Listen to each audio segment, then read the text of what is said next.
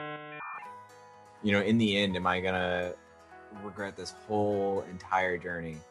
I really don't think I will. But there are days when I'm just like, God, it would be simultaneously shitty and so much easier to not do this. But I don't know, I keep coming back to it every day.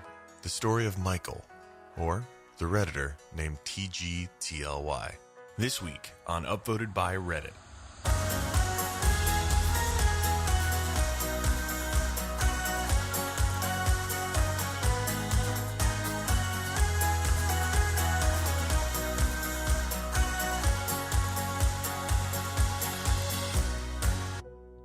Welcome to episode 10 of Upvoted by Reddit. I'm your host, Alexis Ohanian. I hope you guys enjoyed last week's episode with Billy and Tuesday Kane. They're a really special family and are an inspiration for anyone standing up for what they believe in. This week, we'll be discussing the coming out of Michael, or a Redditor that goes by TGTLY. I first discovered Michael when he posted in the Swole acceptance subreddit, which is a terrific sub for people who are not just into fitness, but really into, and I mean really into bulking up. Michael's post was entitled, "Goodbye, brothers. I am willingly trying to lose my gains." It read, "I am transgender and embarking on my path to becoming a woman.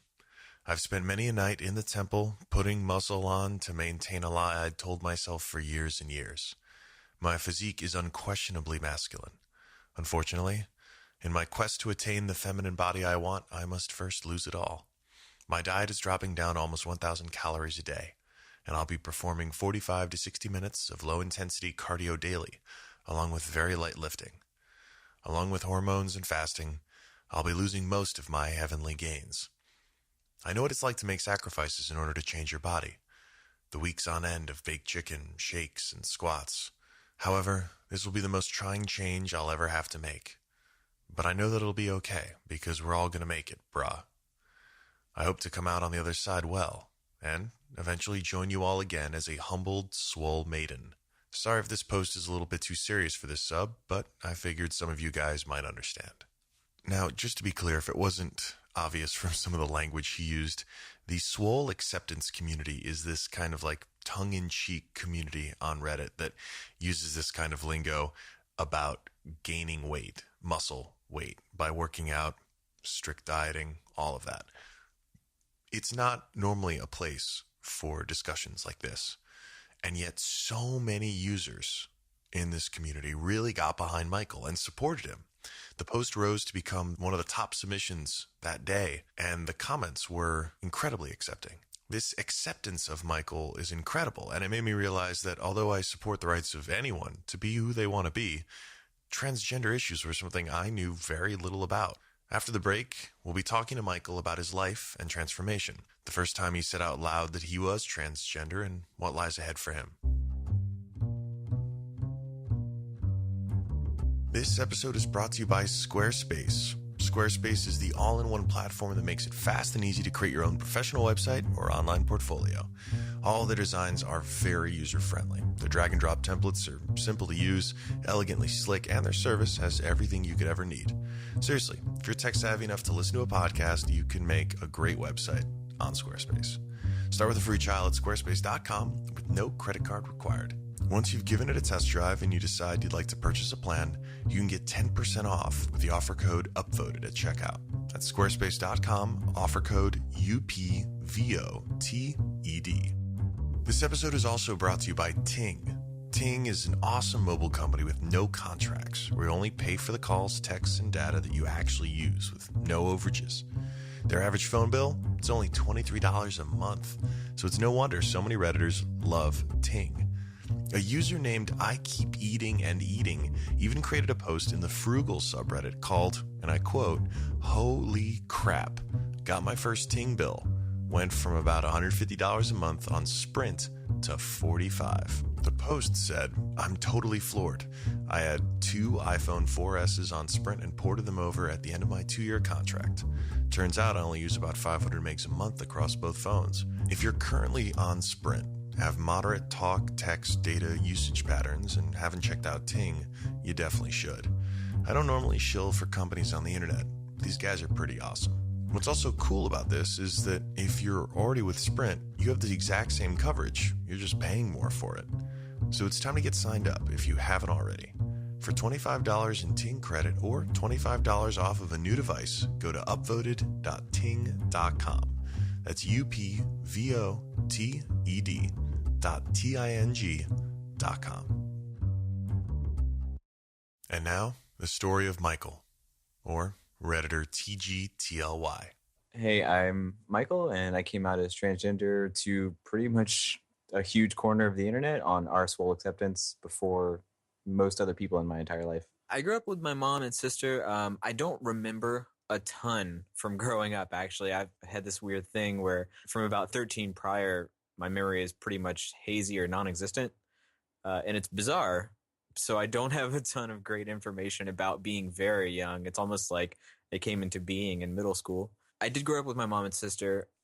We did move around a lot. It was difficult because I remember, as far back as I can remember, I was not indicative of someone that you would normally find in Southern Cajun, kind of backcountry Louisiana. I was always a little bit more feminine than my peers. And it was this sort of internal discord I had going on with, I don't really fit in this place and probably shouldn't fit in this place. So I moved when I was very young. I moved out of Louisiana on my own when I was about 16 or 17. Couldn't really take it anymore. I didn't fit into school. And I had a friend that I met on the internet, unsurprisingly, playing StarCraft way back in the day. And he came down to visit one weekend and said, hey, if you want to come stay at my mom's place with me in Jacksonville, Florida, you could, if you want to get out of here.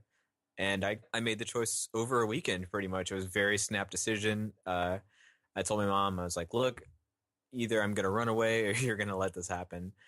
And she understood because she knew I hated it there. And she just kind of let me go. Michael then attended college at a university in the South, though things didn't get any easier. You kind of imagine that getting into a college and starting to have peers that are more accepting than high school would be a lot different. But I actually, even in college, it felt pretty much like high school all over again because it is very much a football school. It's very much a party school. I had been dealing with these sort of gender identity issues and related to depression for a long time. For as long as I can remember, I've been treated for depression. And it wasn't until about last year that I really started to push back against my gender identity. So I started going to the gym pretty hard, having a really strict diet, trying to get to this sort of hyper masculine physique. Because I don't know, I guess I was just trying to run away from the fact that internally I did feel like a woman. And that linked with sort of depression just sort of made it worse. So in my third year of college, I ended up just being quite depressed for a semester, missing a lot of classes. I ended up failing out. And I actually haven't been back since. It's this crippling sort of getting out of bed is astronomically difficult. And just functioning as a human being is awful. It's awful. It's the last thing you want to do every single day. And nothing seems like it has any purpose. I think where I was coming from with that was I'd always just assumed that I would be stuck in this male body. And it's a thing where you look in the mirror and that person is not you. I just assumed that I would never be able to change. It hit ahead for me. There was a suicide attempt probably about a year ago. And it's sad because in the trans community, there is an astronomical rate of suicide for this exact reason. And that the only way out was out. Things started to get a little better for Michael when he made some more friends around school, started to bulk up at the gym, and when he met his wonderful girlfriend, Francesca, on OkCupid. I just saw her, I liked her profile, I sent her a message, and then I think a couple of weeks later we met up for ice cream. And she is still amazing. Yet this feeling that Michael was more feminine than his male counterparts kept lingering. He kept trying to shake that feeling, yet he always came back to it. Less than 2 months into their relationship, he went on a limb and asked Francesca a very vulnerable question. He asked me, would you stay with me if I became a woman? And we hadn't been going out all that long, and I didn't see any reason to lie about what I thought at the time. And so what I said, all I said was, do you want me to lie? But that meant that I thought no. Neither of us was taking it all that seriously yet at the time. Yeah.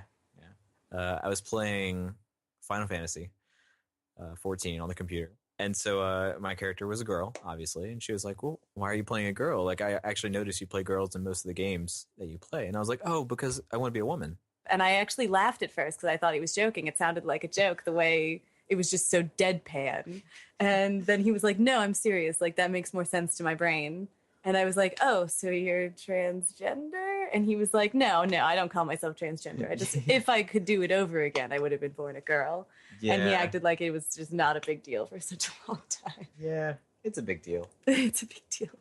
And later on, I kind of revisited and I was like, no, seriously, like that wasn't me being kind of sardonic. It was me being true and literal in that moment. And I know it probably wasn't the best way to drop that, but like, in fact, before that moment, before I'd even talked to her about it, I had never said it out loud. I had never said the words, I'm transgender. Though one day, Michael and Francesca decided to take psychedelic mushrooms together, and their entire outlook would change. It started out all fun and games. They were the strongest mushrooms I've ever taken in my life. Oh my God. I've taken a lot. They were so stupid. They were so strong. Like closing my eyes and just seeing these crazy hallucinations I've never seen before. And then I remember I got up to go to the bathroom, which was a really hard task. And when I came back, I was just kind of like, so how are you doing, baby? And he cuddled into my lap. And I remember it very well. He said, first of all, I feel like a girl. And I was like, I know. I've heard about this before.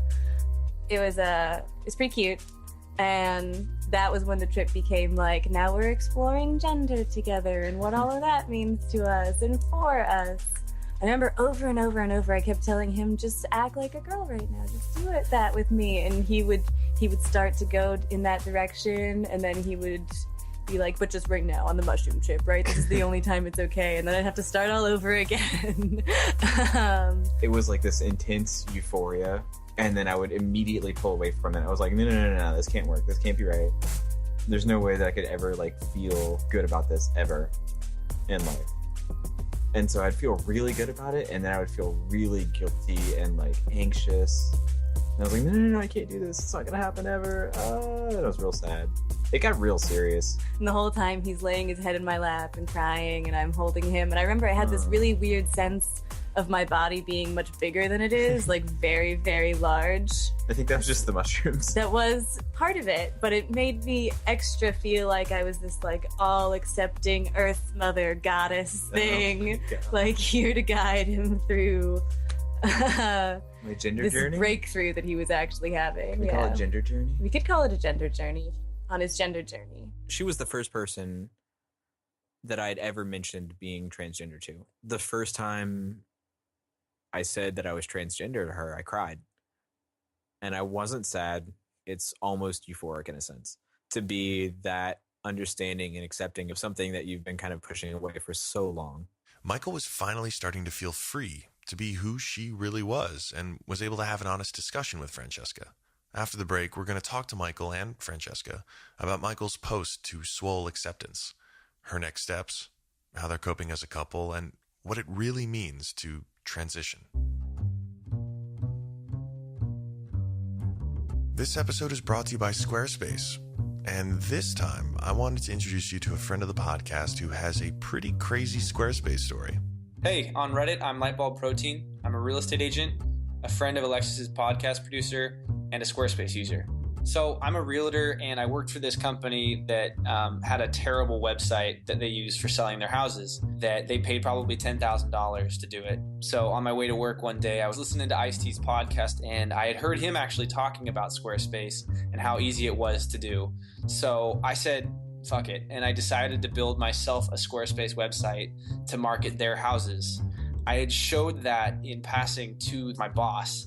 And she loved it so much that she wanted to buy it from me, but she had paid me easily over $2,000 for it. I never coded, and frankly, I have never done anything like this. It was a struggle for me to even get on Skype to make this phone call. I can testify it was difficult for him to figure out how to use Skype. So if he can make something that a company could spend thousands of dollars on with zero design or coding skills, it is not outside the realm of possibility for anyone else to have the same result. For a free trial with no credit card required, just head over to squarespace.com. When you like what you see, use the offer code UPVOTED to get 10% off.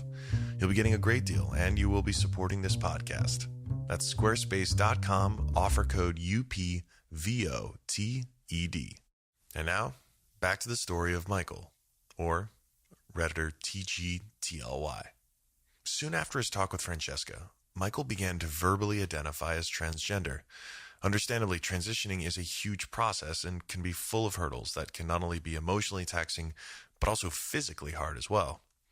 We spoke with an expert to get a better understanding of what someone like Michael was and is going through. Hi, I'm Monica Prada, and I am the founder of Nuoshi.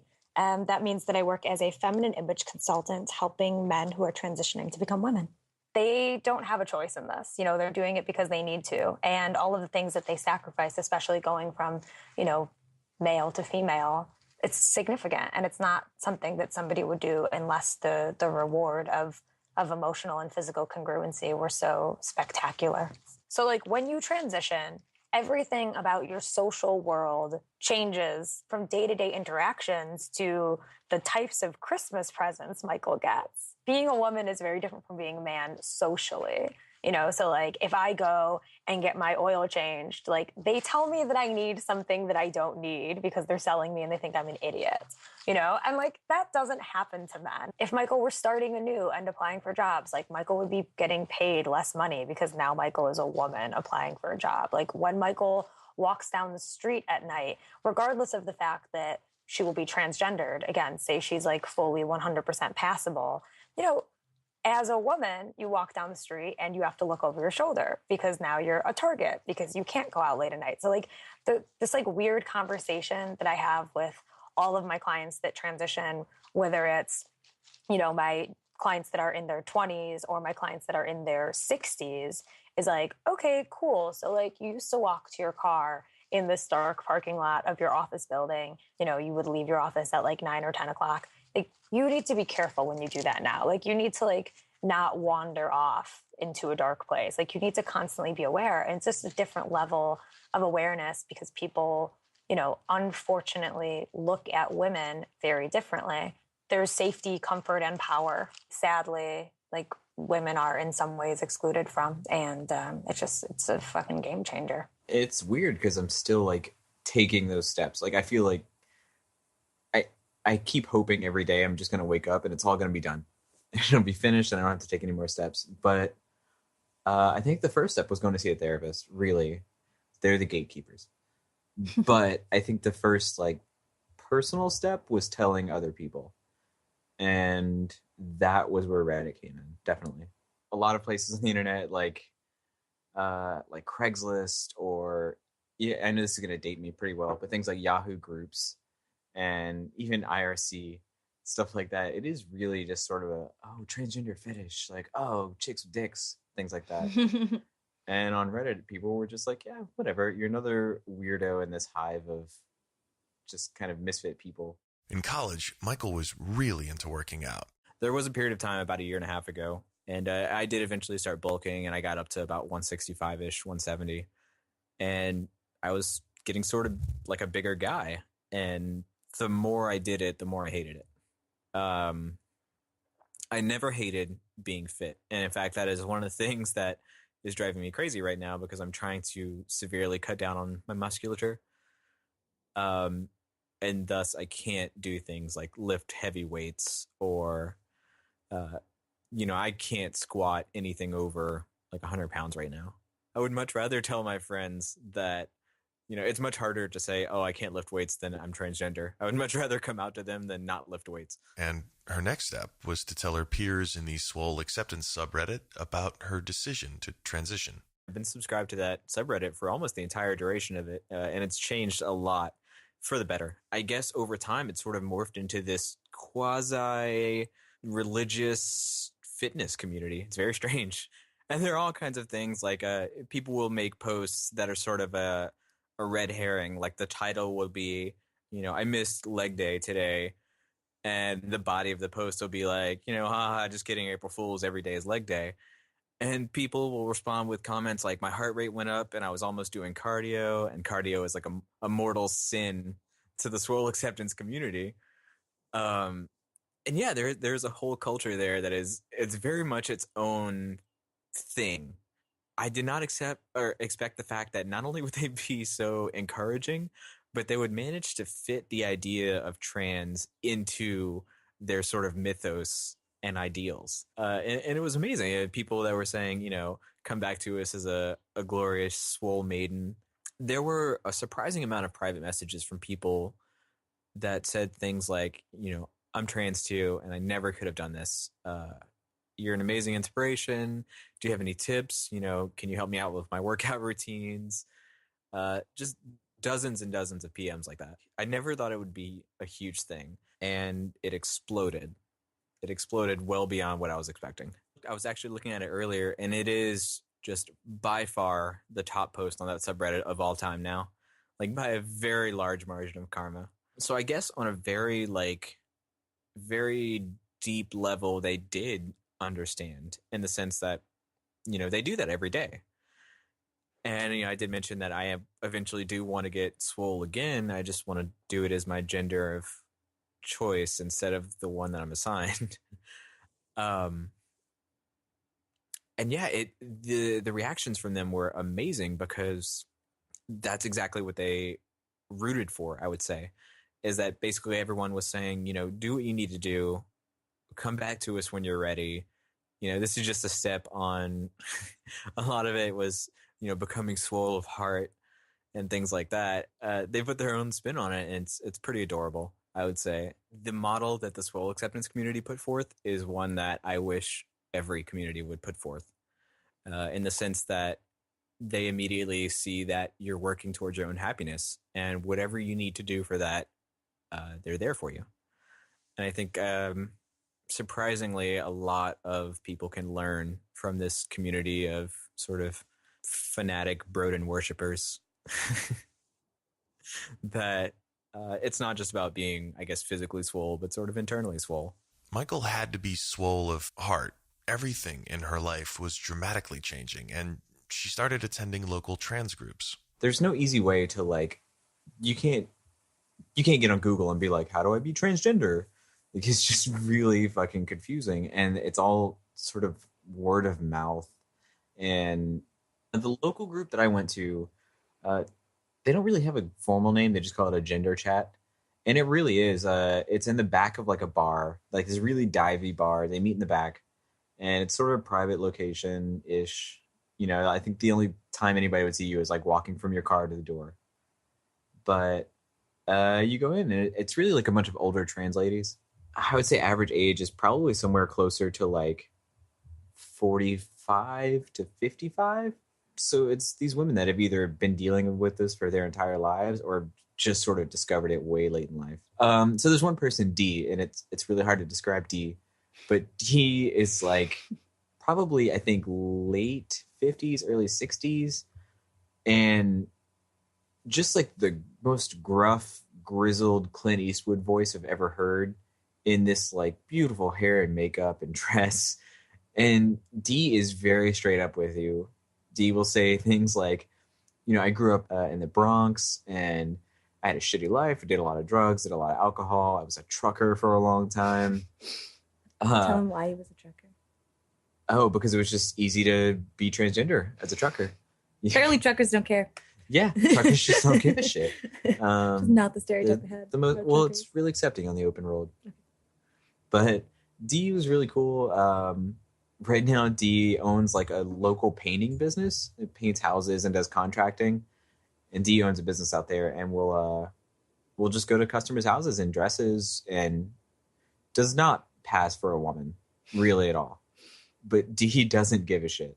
And D was amazing. D is one of the people that I look up to every time I go there, because I often feel like, I'm never going to pass. That's crazy. But you don't actually have to. Which is a really terrific outlook. And yet this desire to really pass and do everything to look like a woman can be a demanding and exhausting task. We had this one patient who came to us for FFS, And she showed up one day on crutches. And we're like, why are you on crutches? I had this surgery where they break the bones in her foot and they essentially take out bone and like restructure it so that her foot is smaller, like in her toes, so that she can wear smaller shoes. For her, the difference between being a 13 or 14 and being a size 12 in women's shoes and at least being able to shop in extended sizes gave her, again, such a sense of comfort and congruency that it was valuable enough for her to go under the knife. So I think that it's like the decision to have surgery is a very personal one. The decision to have facial surgeries as opposed to gender reassignment surgery is, again, a very personal one. And I think it brings into the big question of how do we as individuals see our gender? Some people perceive their gender based on what's between their legs. Other people perceive their gender based on how they are socially interacted with, right? Like, who are they socially? So that also has a big, that has a really big role in what surgeries people have or don't have. Which gets into our next development. Throughout the transition, Michael is planning on keeping his penis. There is the gender dysphoria, which is, you sort of don't feel internally like the external gender that you present as. And that you can achieve solely, like you can achieve transition solely through dressing differently, acting differently, different hygiene, like shaving your face or laser hair removal and makeup. And that's enough for some people. And for me, I'm sure it will be. And then there is the genital dysphoria, which is the sort of, you look down your pants and you hate what's there and it just doesn't feel right. That's not something that I've ever experienced. And this may, I guess, be sort of upsetting for some transgender folk, but, I guess I'm lucky in that regard, in that I love having a penis. I think it's great. And I don't want to get rid of it, and I don't plan to. But I do plan to eventually transition and live fully as a woman, just with a penis. Yet, while speaking to Michael and Francesca, it's very clear that they haven't quite figured out what the future has in store for them, even though they are still currently very much in love. It's hard. I was just going to say, I don't think it's that hard. I feel like that's a really good image of how hard it is. I mean, I've probably freaked out a good bit, at least twice.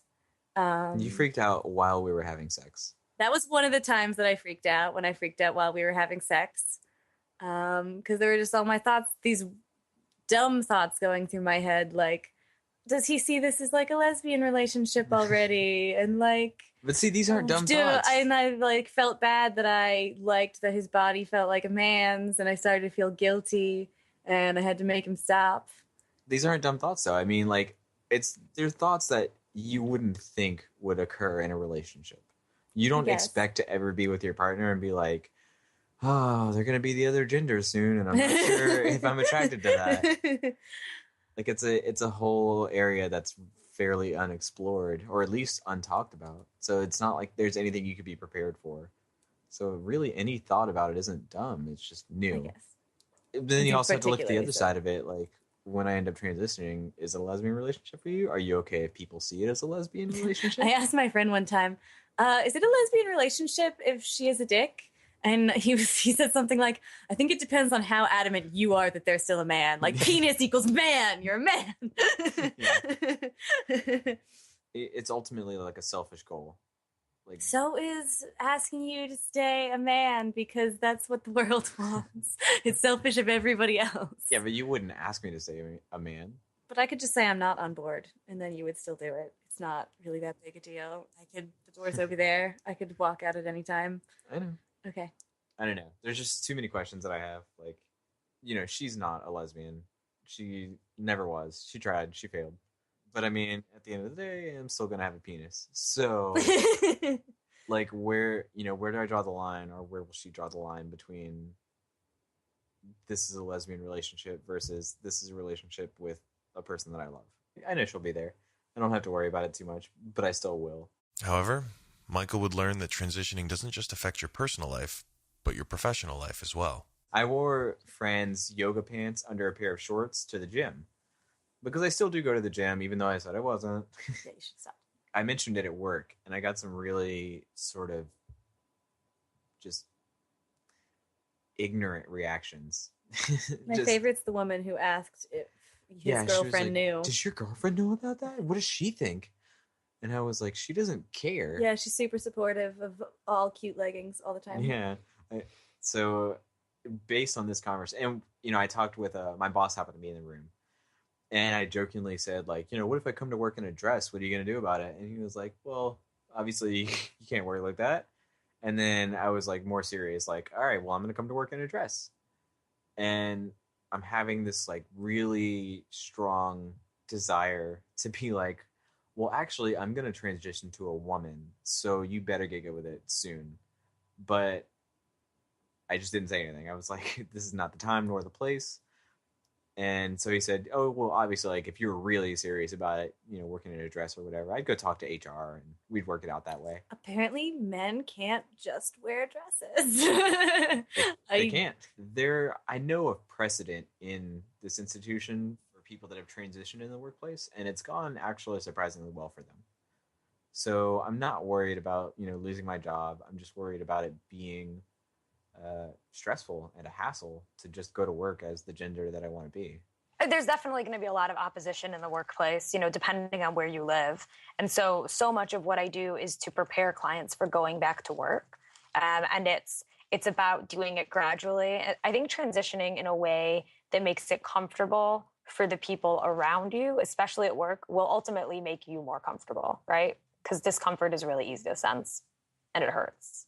I think that it's really important to understand that, Michael is not acting on an impulse, right? Michael is acting on what is truly inside of him. He is being very honest with himself. He's being very honest with the people around him. And, as much as I want to say we all have a choice, like, this isn't a choice for Michael. Michael doesn't have the choice of whether or not I'm going to transition. The choice is, when will I transition? And that's the thing, the majority of my clients, to this day are still like 40 plus. And the reason for that is because it gets to a point where they realize, like, shit, this isn't going away. And the thing that I hear them say the most is, oh my God, I wish I'd done this 20 years ago. It would have been so much easier. Like before they had a wife and 3 kids and an established career as their male selves. It doesn't have to be dark, and it doesn't have to be scary, and it doesn't have to be a secret. Like, it can be something you share, and it can be something positive, and you can have your family members embrace you with open arms. And if they don't, you can educate them and you can try to help them understand. And if they don't understand, then that's their choice to not understand. But, like, you can do your part to be honest and to share yourself. If you're transgender, get help. See a therapist, talk to somebody. If you're not transgender, get educated. Read a book, read a fucking book. Be understanding. The subreddits r/transgender is an amazing resource. I think they have a wiki. I think they've got sticky posts for people that are not. If you are dating someone who's transgendered and you're confused, if you Google my boyfriend is transgendered, you actually do come up with a lot of good resources. Oh, really? You do. So you've done this? Yes. Yes, I did. That's how I found your shoe websites. Oh, yeah, you did send me. He was worried that he was never going to find shoes in his size one time. It was cute. It was clear that love played such a big role in giving Michael strength through this transition, whether it was love from Francesca or the Swole acceptance subreddit. There was one unifying factor, and Francesca describes it beautifully. I think love is when somebody sees you. Oh. That's all I have to say about that. Oh, you see me. I see you.